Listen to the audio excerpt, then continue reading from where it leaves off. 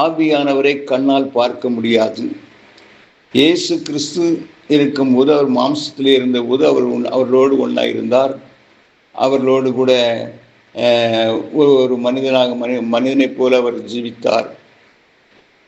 ஆனால் ஆவியானவர் என்று சொல்லக்கூடிய பரிசுத்த ஆவியானவர் நம்முடைய கண்ணுக்கு புலன்பட முடியாத ஒரு நிலையிலே அவர் ஆவியாக இருக்கிறார். ஆனால் அந்த ஆவியானவருடைய காரியங்கள், நடப்பிக்கிற காரியங்கள் நாம் உணர முடியும். நாம் அவைகளை அறிய முடியும்.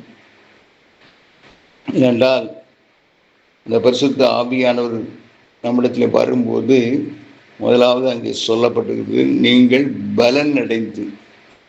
நீங்கள் பலவீனமான மனிதர்கள், உங்களை பரிசுத்த ஆவியானவர் வரும்போது நீங்கள் பலன் அடைவீர்கள். ஒரு அசாதாரணமான பலன், ஒரு தைரியம் உங்களுக்கு உண்டாகும்.